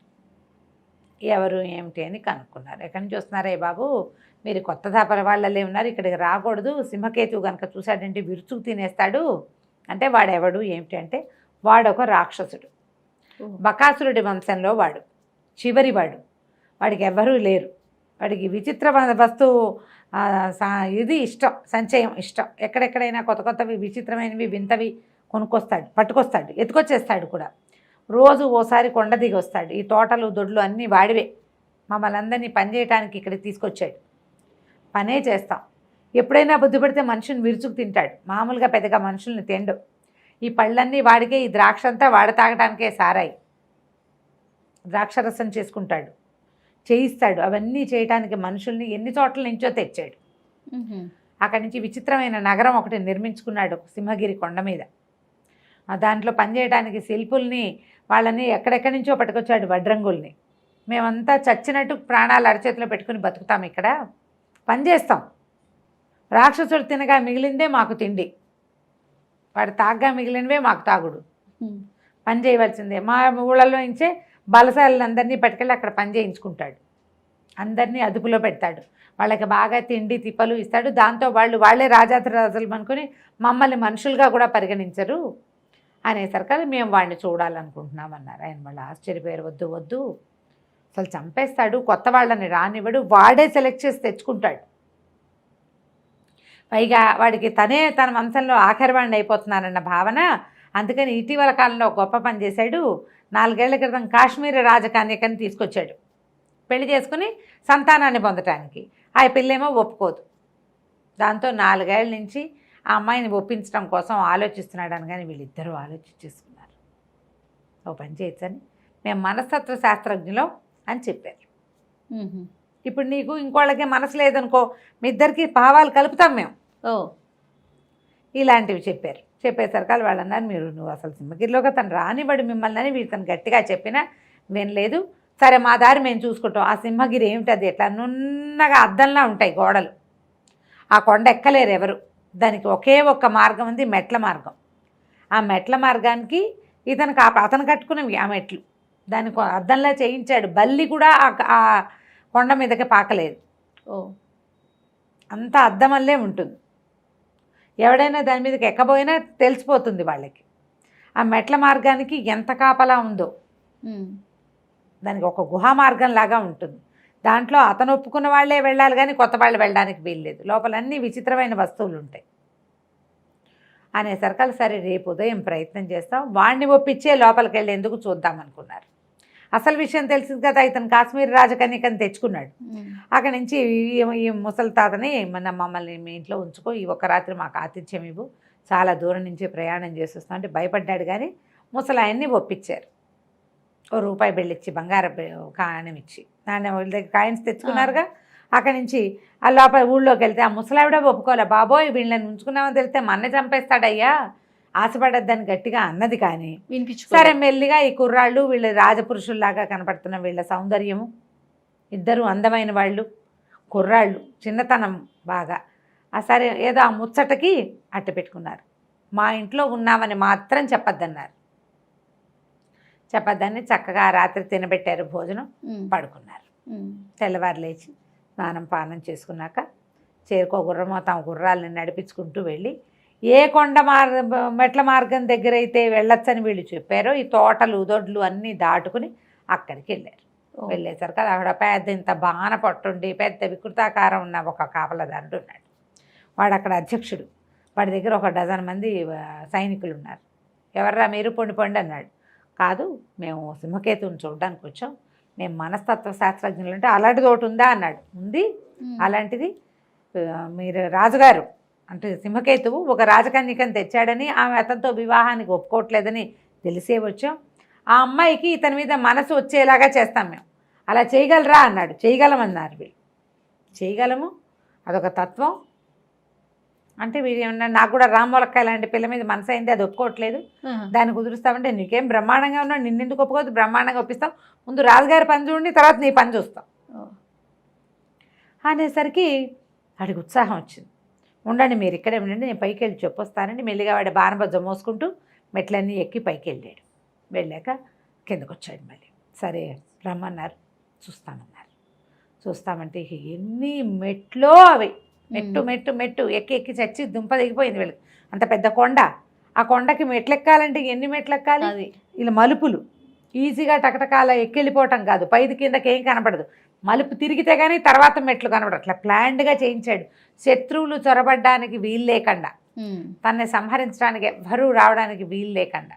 పైగా వాడు ఆ ముసలాయన వీళ్ళకి ఏం చెప్పాడంటే, వీడు రాక్షసుడే కాదు, వాడి దగ్గర పెద్ద గుణ ఏనుగంత ఉండేటువంటి సింహం ఒకటి ఉంది, సింహమే విరుచుకు తినేస్తుంది, ఆ సింహానికి తిండి కావాలి, మేము రోజు ఇక్కడ పొట్టేళ్ళని కాల్చి ఒకటి సింహానికి ఒకటి వాడికి పంపిస్తాం,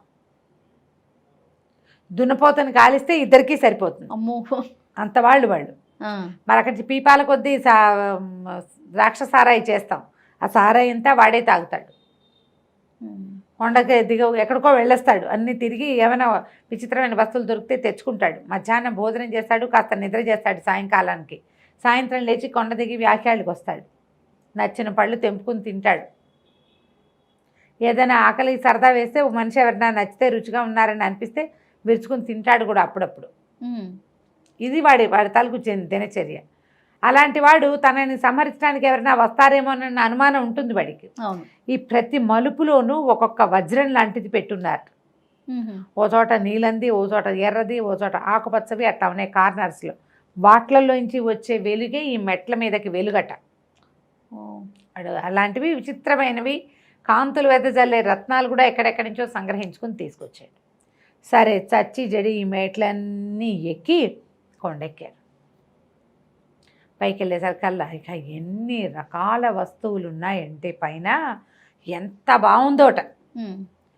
కొన్ని ఒక సంగీత వృక్షం లాంటిది ఒక చెట్టు, దాని అంతటదే ఏదో పాట పాడుతోంది, ఒక వీణ దాని అంతటదే మోగిపోతోంది, ఏమిటో పిట్టలు, పక్షులు, శిల్పాలు, అన్ని వింతలు విచిత్రాలు, జలయంత్రాలు, అన్ని వింతలు విచిత్రాలు, ఎక్కడెక్కడ మంచి మంచి ఉంటే అవన్నీ తెచ్చుకుంటాడనమాట.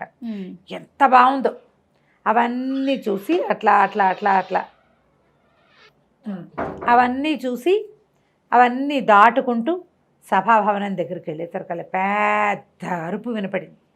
ఇంతెత్తున్న సింహం, ఎంత ఎత్తుందో అది, అంత సింహాన్ని వీళ్ళ జీవితంలో చూడలేదు ఎప్పుడు.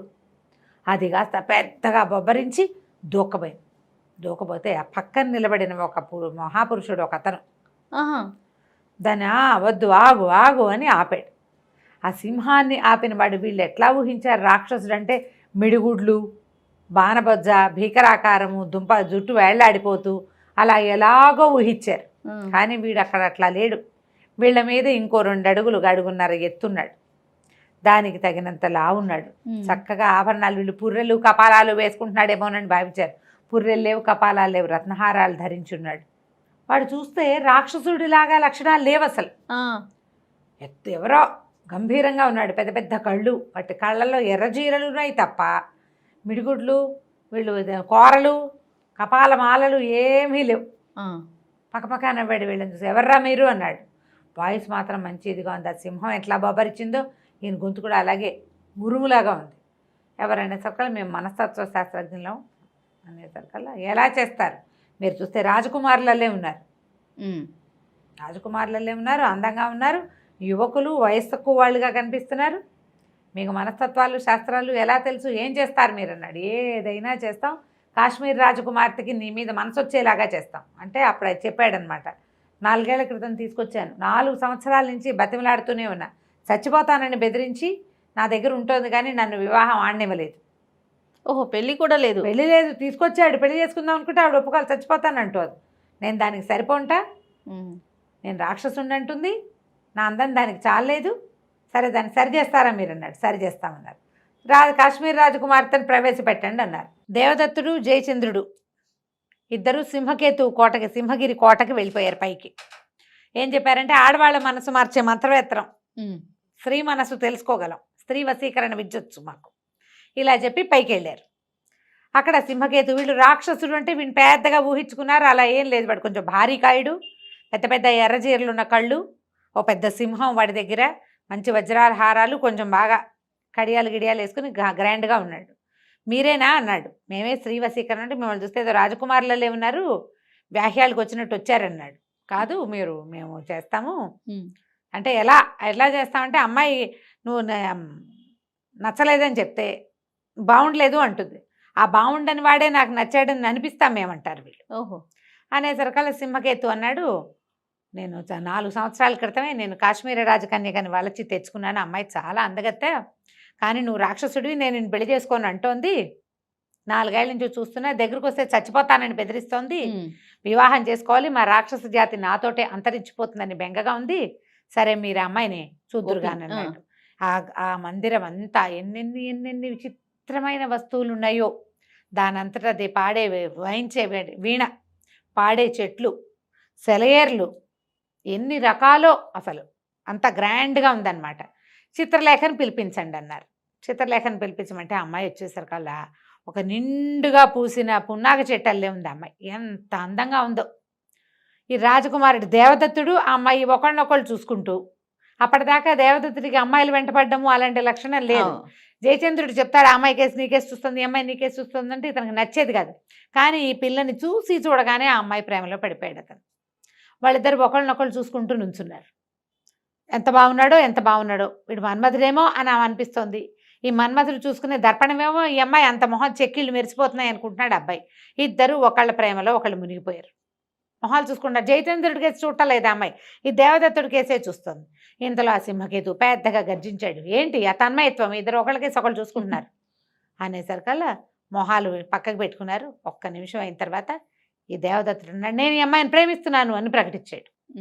అనగానే ఈ పిల్ల ఏమో అప్పటిదాకా బాగానే నుంచుంది, బికమొహం వేసుకుని వచ్చి లోపల నుంచి వచ్చిందా, రాక్షసుని చూడగానే మొహం మటమటలాడిచ్చింది.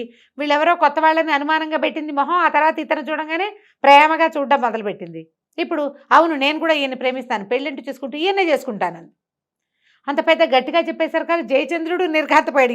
ఏం జరుగుతోంది ఇక్కడ అంతే. సింహకేతు పెద్దగా అరిచాడు, అవురవురా నా ప్రేయసిని నేను పెళ్లి చేసుకుందాం అనుకున్న అమ్మాయిని నువ్వు ప్రేమించడం ఏమిటి, నీ సంగతి చెప్తానని ఒక్క దూకాడు ఈ దేవదత్తుడి మీదకి. దేవదత్తుడి దగ్గర ఒక బ్రహ్మాండమైన కత్తి ఉంది, కాలకీల విక్రమార్కుడి కత్తి. ఆ కత్తి ఎవరినైనా యుద్ధం చేయబోతుంది అనగానే అది వేడెక్కిపోవడం మొదలు పెడుతుంది. దాని రకం అనమాట, రక్తం తగిలేసరికి మెరిసిపోతూ ఉంటుంది. అక్కడి నుంచి ఆ కత్తి తీసి మీదకి పడ్డాడు. ఇద్దరు కలిసి చెడామడా యుద్ధం చేశారు. ఇతను ఏం చేశాడంటే ఆ కాలకీలతో చేయి నరికేశాడు సింహకేతు. ఈ లోపల సింహం ఒక దూకబోయింది దేవదత్తుడి మీదకి.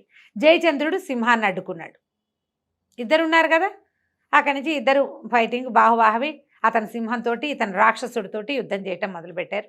ఎప్పుడైతే ఈ సింహకేతు చేయి తెగిపోయిందో ఇతను రెండో చేయి కూడా తెగ్గొట్టడానికి ప్రయత్నం చేస్తూ గట్టిగా కేకలు పెట్టాడు. చిత్రలేఖ నువ్వు ఇక్కడ నుంచోవద్దు, పరిగెత్తుకుంటూ పైకెళ్ళు, ఉద్యానవనంలో పంచవన్నెల రామచిలుక పంజరంలో ఉంటుంది, బంగారు పంజరం ఎక్కడుందో పట్టుకురా, మాట్లాడే చిలకని పట్టుకురమంటే ఆ పిల్ల పరిగెత్తింది. అమ్మాయి వెళ్ళిపోయింది. వీళ్ళు చెడామడా యుద్ధం చేస్తున్నారు. ఈ సింహము అతని మీదకు దూకుతుంటే వాడు తప్పించుకుంటున్నాడు అనమాట. సింహాన్ని చంపగలిగేంత జయచంద్రుడికి లేదు. పైగా అవి రాక్షసులు అంటే మామూలు మానవులు చేయగలిగే యుద్ధం కాదు. ఇతని దగ్గరైనా దేవదత్తుడి దగ్గర ఆ కత్తి ఉంది కదా, ఆ కత్తి స్పెషల్ కత్తి అవ్వటం వల్ల అది పనిచేస్తుంది అనమాట. ఇతని కాళ్ళు చేతులు నరికేశాడు. అతను పెద్ద గద తీసుకొచ్చి విసరబడి రెండో చేయి కూడా నరకబడింది. కాళ్ళతోటి పట్టేసుకున్నాడు. వాడు 7.5 అడుగులున్నాడు, వీళ్ళంతా ఇద్దరు 6 అడుగుల వాళ్ళే. కాళ్ళతో పట్టుకుంటే ఆ కత్తి పెట్టి కాళ్ళు కూడా నరికేశాడు. ఇంకా రక్తం తగిలిన కొద్దీ రాక్షస రక్తం అది అసలు ఎట్లా అంటే పడగ విప్పిన పాములుగా ఆడిపోతుందట కత్తి. బాగా రాస్తారు కత్తి గురించి. అది మెరిసిపోతుంది, దాంట్లోంచి మంటలు వస్తున్నట్టుగా ఉన్నాయన్నమాట.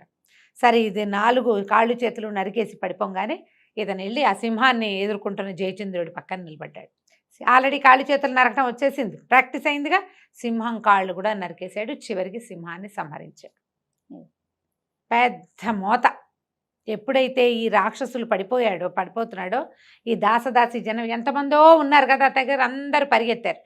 తను పడిపోతుంటే సహాయానికి కేకలు పెట్టాడు వాళ్ళని రమ్మని. వాళ్ళు ఎందుకు వస్తారు? వాళ్ళంతా మనుషులు కదా, బలవంతంగా ఇక్కడ పనిచేస్తున్నారు. భయంతో కిందకి పరిగెత్తుకెళ్ళి ఊళ్ళోకి వెళ్ళిపోయారు వాళ్ళంతా. ఆ కొండ మించి దిగేసి యుద్ధం జరుగుతోంది. వచ్చిన రాజకుమారులు ఎవరో ఇద్దరు వచ్చారు కదా, వాళ్ళు యుద్ధం చేస్తున్నారు. మనస్తత్వ శాస్త్ర నిపుణులు అని చెప్పారు, సైకాలజిస్టులు అని చెప్పారు, కానీ ఫైటింగ్ జరుగుతోంది. అక్కడి నుంచి ఏమైంది, ఇలా పరిగెత్తుకుంటూ వెళ్ళిన ఆ అమ్మాయి ఆ పంజరం పుచ్చుకుని చేతి తీసుకొచ్చింది. అదొక పెద్ద చిలక. అది ఎట్లా ఉందంటే ఇంద్రధనుసులోంచి ఒక ముక్కని విరిచి చిలకని చేసినట్టుగా ఉంది. రంగురంగుల తోక దానికి. అక్కడి నుంచి జయము జయము దేవదత్తునికి అన్నది. అనగానే ఆశ్చర్యపోయారు. చిలక అంత స్పష్టంగా మాట్లాడడం తెలీదు.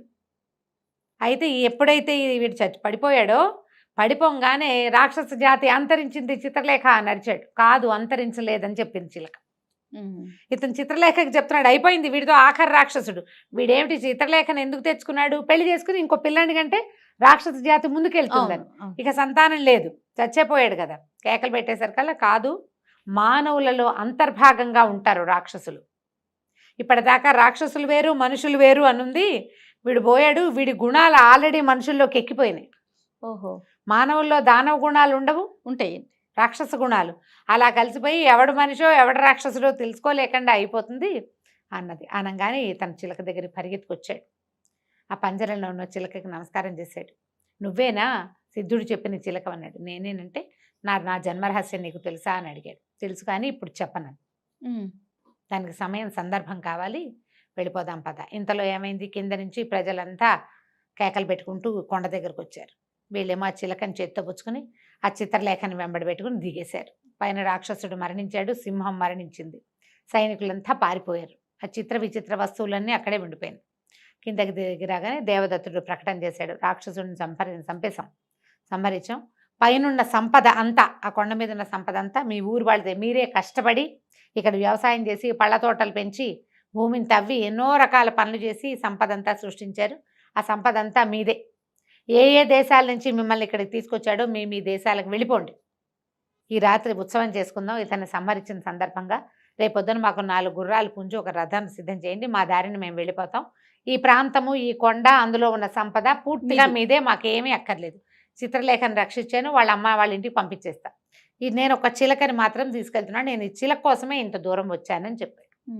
ఆ రాత్రి బ్రహ్మాండంగా పండగ చేసుకున్నారు. మొట్టమొదటి ఒక వృద్ధుడు వీళ్ళకి ఆసరా ఇచ్చాడు కదా, వాళ్ళ ఇంట్లో ఉన్నారు చాలా సంతోషంగా. మర్నాడు పొద్దున 4 గుర్రాలు పూంచిన ఒక రథంలో, రాక్షసుడిదే ఆ రథం, ఆ గుర్రాలు వాడివే, అన్ని ఎక్కేసి దాంట్లో ఎక్కి జయచంద్రుడు సారథ్యం వహిస్తుండగా ఈ దేవదత్తుడు ఆ చిత్రలేఖను పక్కన పెట్టుకుని ఆ బంగారు చిలక ఉందిగా, అది ఉన్న బంగారు పంజరాన్ని తన ఎదురుగుండా పెట్టుకుని తీసుకుపోయాడు. చిలకని 2-3 సార్లు అడిగాడు. ఇప్పుడు నేను నీకు రహస్యం చెప్పను. అప్పుడు నువ్వెవరు ఏమిటి అని అడిగితే, వ్యాస మహర్షి నా తాత, సుఖమహర్షి నా తండ్రి. సుఖమహర్షి వల్లనే నేను చిలక రూపంలో జన్మించాను. అప్పుడు ఆయన నాకు చిరంజీవిగా వరం ఇచ్చారు మా తాత. నేను ఎప్పటికీ బతికే ఉంటాను, నాకు మరణం లేదు. అయితే నేను ప్రశాంతంగా స్వేచ్ఛగా తిరిగేదేవాడిని, అన్ని చోట్లకి తిరిగేవాడిని. మా తాత వల్లే నేను సమస్తమైన శాస్త్రాలు అన్నీ తెలుసుకున్నాను. మీరు వచ్చిన ఉజ్జయిని నగరం గురించి కూడా నాకు తెలుసు. కాళిదాసు స్వయంగా ఆయన పద్యాల శ్లోకాలు రాసేటప్పుడు నేను ఎదురుగుండా కూర్చొని విన్నాను. ఎప్పటి నుంచో నేను ఇక్కడే ఉన్నా. యుగాలు మారిపోయినాయి. కృతయుగంలో పద్ధతి ఒక రకంగా ఉండేది, త్రేతాయుగం, ద్వాపరయుగం, ప్రతి చోట కూడా ధర్మం కాళ్ళు తగ్గించుకుంటూ ఆఖరి కాలు మీద ఉంది. నేను చూడనివి కాదు, ఇవన్నీ నాకు తెలుసు అని ఏదో వేదాంతము అవి ఇవి చెప్పింది. వేదాంతం ఎక్కడ, జయచంద్రుడేమో ఆ అమ్మాయి కోసం చూసుకుంటున్నాడు, చంద్రావతి ఇతని చెల్లెల గురించి. వీడేమో పక్కనే కూర్చున్న సౌందర్యవతి మీద దృష్టి ఉంది ఈ దేవదత్తుడికి. ఏం వింటలా, వాళ్ళ గోళ్ళ వాళ్ళు ఉన్నారు. అయితే ఈ చిలక రకరకాల మంచి మంచి కథలు చెప్తూ ఇంటికి తీసుకెళ్ళండి, మీకు అక్కడ రహస్యం చెప్తాను. సరే, తెల్లవారి 2-3 రోజులు గడిచేసరికల్లా, అంటే ఇప్పుడు అంతకుముందు వాళ్ళు ప్రయాణం చేసినప్పుడు నెలలు గడిచినాయి. ఇప్పుడు కొంచెం తక్కువ సమయం పట్టింది, కానీ మొత్తానికి వెళ్ళారు. మధ్యలో మేఖలావతిలో వీళ్ళు ఆగారు కదా, వీళ్ళిద్దరు కలుసుకున్న ప్లేసు. అక్కడికి వెళ్ళి తాము ఏ సత్రంలో మొదట బస చేశాడో అక్కడికే వెళ్ళాడు. అప్పుడు చూసిన అమ్మాయి ఇప్పుడు లేదు, ఆ పిల్ల పెళ్ళైపోయింది. సరే, అక్కడ 2 రోజులు ఆగారు. ఇట్లా ఆగుతూ ఆగుతూ మొత్తానికి కొన్ని రోజులకి ఉజ్జయిని నగరానికి చేరారు. అయితే ఏం చెప్పిందట చిలక, ఈ అమ్మాయికి చిత్రలేఖ అదిగో నీ అత్తవారిల్లు, అంటే సరే వీళ్ళు అత్తవారు ఎవరు అని అడిగాడు అనమాట అబ్బాయి. అక్కడికి వెళ్ళాకే చెప్తానంది. ఎలా అడిగినా చిలక మాత్రం నిజం చెప్పలే. సరే వీళ్ళు తిరిగి వచ్చారని అదని తెలుసుకున్నారు. ప్రజలంతా ఆశ్చర్యపోయారు. రాజుగారు కూడా పెద్ద సభ తీరిస్తే ఆ సభలోకి ఈ చిలక ఏం చెప్పిందంటే మీ చెల్లెలు కూడా తీసుకురా, అమ్మాయి కూడా కావాలని చెప్తే సరే అన్న చెల్లెలు జయచంద్రుడు చిత్రలేఖను వెంట పెట్టుకుని ఆ చిలకున్న పంజరాన్ని తీసుకుని వెళ్ళి రాజుగారి సభలో నిలబడి ఇట్లా ఒకరోజు రాత్రి తనకి ఉజ్జయిని మహాకాళ మందిరంలో సిద్ధుడు కనపడటము, ఆయనేమో ఇట్లా ఒక నా జీవిత రహస్యం చెప్తానన్నాడు. మేము తోటమాలి పిల్లలం కాదని చెప్పాడు, కానీ నిజం చెప్పలేదు. అది సిద్ధుడిదే ఈ చిలక ద్వారా తెలుస్తుందని నిజం చెప్పాడు. అతను చెప్పడం వల్లే నేను ఈ విక్రమార్కుడి కత్తిని తీసుకొచ్చాను. కత్తి చూపించాడు. ఆ కత్తి అట్లాగా రంగులు మారిపోతూ అట్లా మెరిసిపోతున్న కత్తిని చూసేసరికి ఉజ్జయినిలో చెప్పుకుంటారు కథలుగా విక్రమార్కుడి కత్తి గురించి. అది మహాకాళ దేవాలయంలోనే ఉందనే సంగతి రహస్యం. అవును, బహుశా రాజవంశాల్లో తెలుసుంటుంది. ఈ అబ్బాయి రాజవంశీకుడు కాబట్టి వీడు తీయగలిగాడు అనమాట దాన్ని. సరే ఇదంతా చెప్పి నేను ఇట్లా వెళ్ళాను, ఈ చిలకని తీసుకొచ్చాను, ఆ చిలక ఈ రహస్యం చెప్తానందంటే అప్పుడు చిలక ఏం చెప్పిందంటే నాకు ఒక్క షరతు, రహస్యం తెలిసాక నన్ను స్వేచ్ఛగా పోనివ్వాలి. నేను స్వేచ్ఛాజీవిని, నా పుటక నుంచి నేను హాయిగా తిరుగుతూనే ఉన్నా. సిద్ధుడి చేతికి చిక్కాను నేను, సిద్ధుడి దగ్గర నుంచి సింహకేతు చేతిలో చిక్కి అప్పటి నుంచి నేను పంజరంలోనే ఉన్నాను. నా స్వేచ్ఛా జీవితాన్ని నాకు ఇస్తానంటే మీ రహస్యం మీకు చెప్తాను. ఆ చిలకని వీళ్ళేం చేసుకుంటారు, వీళ్ళకి ఆసక్తి లేదు. సరే అన్నారు. అప్పుడు చిలక ఏం చెప్పిందంటే పంజరం నుంచి తలుపు తీయండి అని పంజరం తలుపు తీయించుకుని బయటకు వచ్చి నిలబడింది. అప్పుడు రాజా నువ్వు ఎంతో కాలంగా నిస్సంతువుగా ఉన్నావు, పిల్లలు లేరు, మీ దేశానికి ఉత్తరాధికారి లేదని బాధపడుతున్నావు. ఉత్తరాధికారి ఉన్నాడు, నీవు దేవదత్తుడే నీ ఉత్తరాధికారి. ఈ పిల్ల చంద్రావతే నీ కూతురు, వీళ్ళిద్దరూ నీ సంతానమే అంటే ప్రజలంతా ఆశ్చర్యపోయారు. ఆశ్చర్యంగానే ఉంటుంది కదా. అయితే రణవర్మ ఉన్నాడు కదా, జయచంద్రుడు తండ్రి మంత్రి, ఆయన అన్నాడు నువ్వు చెప్పేదానికి ఏమిటి ఇది సాక్ష్యం ఏంటి, ఏ బేసిస్ మీద ఇది చెప్తోందో కావాలి కదా. అప్పుడు రాజు కూడా అడిగాడు ఏ సాక్ష్యం ఉంది, ఏమిటి సాక్ష్యం ఉందంటే కావాలంటే నీకు మీ అంతఃపురంలో ఉన్న నీ పెద్ద రాణులు ఇద్దరిని పిలువు, వాళ్లే నీ మూడో రాణికి పుట్టిన సంతానాన్ని తీసుకెళ్లి అందులో పడేశారు, గంగలో క్షిప్రా నదిలో వేశారు. గంగా నది కాదు, క్షిప్రా. ఆ క్షిప్రా నదిలో కొట్టుకొచ్చిన పిల్లల్ని సుజనమిత్రుడు పెంచాడు, తోటమాలీల మీద ఉన్న అధికారి. కానీ అతనికి పిల్లలు ఎవరి పిల్లలో తెలియదు. క్షిప్రలో కొట్టుకొచ్చింది భగవత్ ప్రసాదంగా తీసుకుని దేవుడిచ్చాడని దేవదత్తుడని పేరు పెట్టాడు. కావాలంటే నీ పెద్ద రాణుల్ని పిలువు, ఎంతో కాలంగా ఈ పని చేసినందుకు బాధపడుతూ మానసికంగా ఎంతో హింసను అనుభవిస్తున్నారు, వాళ్ళకి సంతానము కలిగింది లేదు, నీ రాజ్యానికి ఉత్తరాధికారిని లేకుండా చేశామన్న దిగులతోటి వాళ్ళకి అనారోగ్యాలు పాలైపోయారు, పిలవమన్నాడు. వాళ్ళిద్దరూ వచ్చారు, ఏడుస్తూ నిజం ఒప్పుకున్నారు. ఓహో చిలకంది ఎవరైనా ఇలా నమ్ముతారా రాజా, ముందు వెనక ఆలోచించకుండా కుక్క పిల్లలు పుట్టడం ఏమిటి మనిషికి అన్న చిన్న ఆలోచన లేకుండా వెర్రివాడివయ్యి నువ్వు పిల్లల్ని పోగొట్టుకున్నావు. నీలాంటి వెర్రివాడికి ఇంత ప్రతాపశాలి అయిన కుమారుడు, అంత బుద్ధిమంతురాలైన కూతురు పుట్టడమే ఆశ్చర్యము. వీళ్ళ జాతక రీత్యా ఇట్లా కుటుంబం నుంచి సెపరేట్గా ఉండాలన్న కర్మానుభవాన్ని మోసుకొచ్చారు కాబట్టి ఇట్లా జరిగిందని చెప్పాడు.